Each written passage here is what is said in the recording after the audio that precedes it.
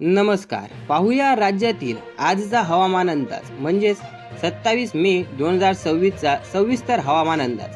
मे महिन्याचा शेवटचा टप्पा सुरू असताना अरबी समुद्रावरून येणाऱ्या बाष्पयुक्त वाऱ्यामुळे राज्यातील हवामानात मोठा बदल होताना दिसत आहे.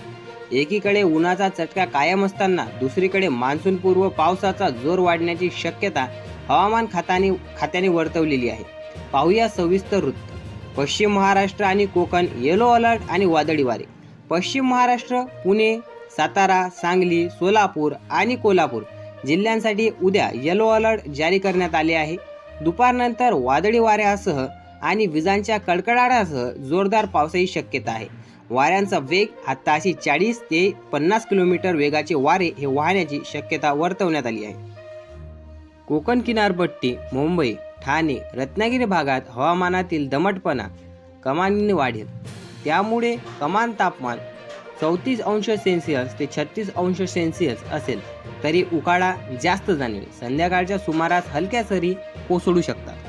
विदर्भ आणि उत्तर महाराष्ट्र तीव्र उन्हाळा आणि उष्णतेची लाट.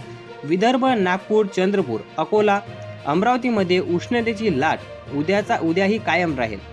तापमानाचा पारा 44 अंश ते 45 अंश सेल्सिअस राहण्याचा अंदाज आहे. दुपारच्या वेळेला उष्ण वारे वाहण्याची शक्यता हवामान खात्याने वर्तवलेली आहे. मराठवाडा उकाडा आणि स्थानिक पावसाची शक्यता. परिस्थिती: छत्रपती संभाजीनगर, जालना, बीड आणि धाराशिव जिल्ह्यामध्ये दिवसभर कडक ऊन आणि सहस्त्र कडक राहील. मात्र स्थानिक हवामानात बदलामुळे संध्याकाळी काही भागात वादळी वाऱ्यासह अचानक पावसाची हजेरी लागू शकते. हा झाला आजचा हवामान अंदाज. तुम्हाला कसा वाटला हे कमेंट बॉक्समध्ये नक्की कळवा. आणि आपल्या शेतकरी बांधवांना अत्यंत महत्त्वाची सूचना: काढणी केलेली शेतमाल, धान्य आणि आंबे सुरक्षित ठिकाणी साठवून ठेवा.